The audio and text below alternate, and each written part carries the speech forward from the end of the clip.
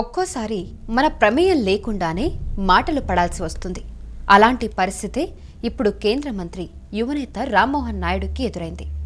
Central civil aviation మంత్రిగా ఉన్న రామ్మోహన్ చుట్టూ ఇప్పుడు ఇండిగో వివాదం చుట్టుకుంది.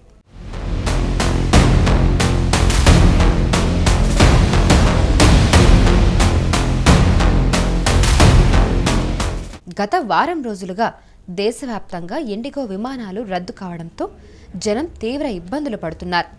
కేంద్రం ఏం చేస్తుంది, కేంద్ర మంత్రి ఏమయ్యారంటూ చివాట్లు పెడుతూ ఉన్నారు. ప్రజలను అరిగోస పెడుతున్నారంటూ మండిపడుతూ ఉన్నారు.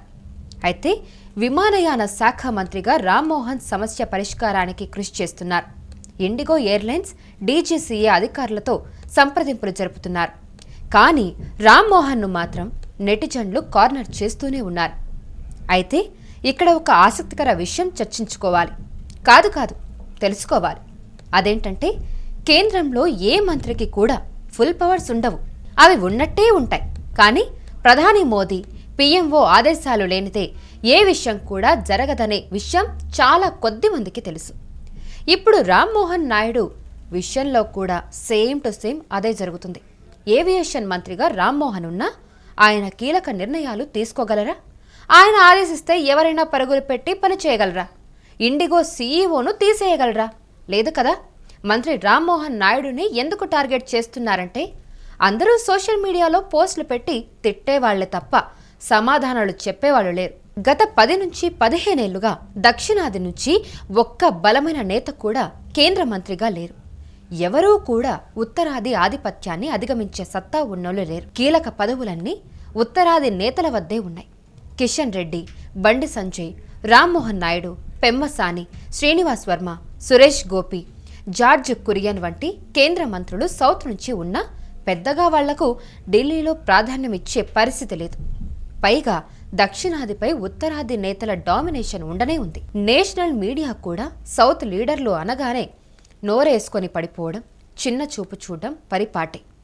ఇక అసలు గొడవ అంతా ఉత్సవ మూర్తులుగా ఉన్న కేంద్ర మంత్రుల చుట్టూ తిరుగుతుంది. విమాన ప్రమాదాలు, ఇండిగో వంటి సమస్యలు వస్తే మాత్రం సంబంధిత మంత్రిని తిడుతున్నారు. గతంలో అశోక్ గజపతి రాజు లాంటి సీనియర్ నేతకు విమానయాన శాఖ ఇచ్చినా ఇప్పుడు యువనేత రామ్మోహన్ నాయుడుకి ఇచ్చిన పరిస్థితి ఒకేలా ఉంది. ప్రశంసలు వస్తే ప్రధానికి, విమర్శలు వస్తే మంత్రికి అనే విధంగా తయారైంది. ప్రధాని మోదీ మీదికి వస్తున్న అసంతృప్తి అంతా రామ్మోహన్ నాయుడు మీదకి మళ్లిందనే ప్రచారం జోరందుకుంది. రామ్మోహన్ మీడియా ముందుకు వచ్చి చెప్పుకోవడమే తప్ప సమస్య పరిష్కారం మాత్రం పైనుంచే జరిగిపోతుందని చర్చ నడుస్తుంది. డాలర్తో పోలిస్తే రూపాయి విలువ పడిపోతే ఆర్థిక మంత్రి నిర్మలా సీతారామన్ను విమర్శిస్తూ ఉన్నారు. అదే రూపాయి బలపడితే మోదీ తీసుకున్న చర్యల వల్ల అంటూ పొగిడేస్తూ ఉన్నారు. $3 ట్రిలియన్ ఆర్థిక వ్యవస్థగా భారత్ మారితే మోదీని ఆహా ఓహో అంటూ ప్రశంసిస్తారు. ఆర్థిక వ్యవస్థ దివాలా తీస్తుంటే మాత్రం నిర్మలా సీతారామన్ ఏం చేస్తున్నారంటూ విమర్శిస్తున్నారు. ఇక రైళ్ల విషయానికొస్తే వందే భారత్ ట్రైన్లు పరుగులు పెడుతుంటే మాత్రం మోదీ సాధించిన గొప్ప విజయాల్లో ఒకటిగా ప్రశంసిస్తున్నారు.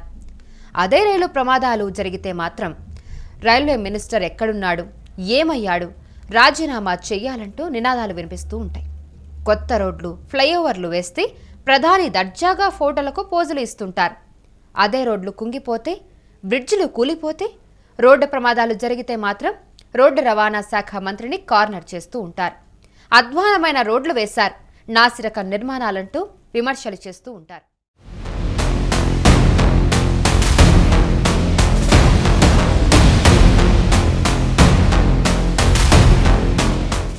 కొంతమంది అత్యుత్సాహం చూపించే నేతలైతే తమ లీడర్ల పరువును తీసేస్తూ ఉన్నారు. ఇండిగో క్రైసిస్ పై నేషనల్ టీవీలో చర్చించగా ఆ ఛానల్ అధినేత ఎడిటర్ ఇన్ చీఫ్ డిబేట్ నిర్వహించారు.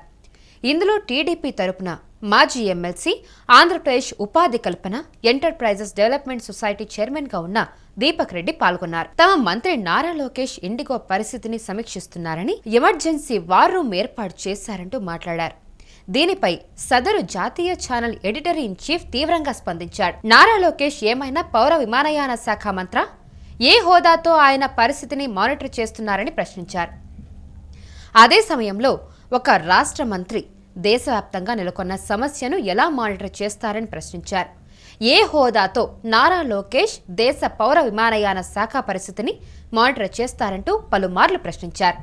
దీపక్ రెడ్డి తమ నేత నారా లోకేష్కు ఎలివేషన్ ఇచ్చే ప్రయత్నం చేయగా అది బెడిసి కొట్టిందని, దేశవ్యాప్తంగా పరువు పోగొట్టుకున్నట్లు అయ్యిందనే చర్చ టీడీపీ నేతల్లో సాగుతుంది. ఇందులో ఎంతసేపు నారా లోకేష్ గురించి మాట్లాడడం తప్ప కేంద్ర పౌర విమానయాన శాఖ మంత్రి రామ్మోహన్ నాయుడు పరువు తీసేలా ఆయన వ్యవహరించారు అనే విమర్శలైతే వినిపిస్తున్నాయి.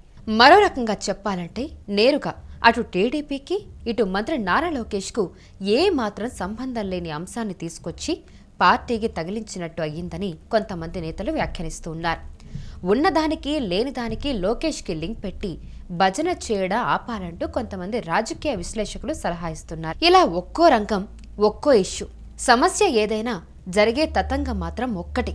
సిచ్యువేషన్ ఏదైనా విమర్శలు, మంత్రులకు ప్రశంసలు ప్రధానికి దక్కుతున్నాయనే ఆరోపణలు మాత్రం ఆగడం లేదు. ముఖ్యంగా గత 10 నుంచి 15 నెలల్లోనే ఇలాంటి పరిస్థితులు కనిపిస్తున్నాయనే మాటలు రాజకీయ విశ్లేషకుల నుంచి వినిపిస్తూ ఉన్నాయి. మంత్రులకు ఫ్రీ హ్యాండ్ ఇవ్వకుండా పవర్ అంతా ఒకే చోట నుంచి నడిస్తే ఇలాంటి సమస్యలే వస్తాయని హెచ్చరిస్తూ ఉన్నారు.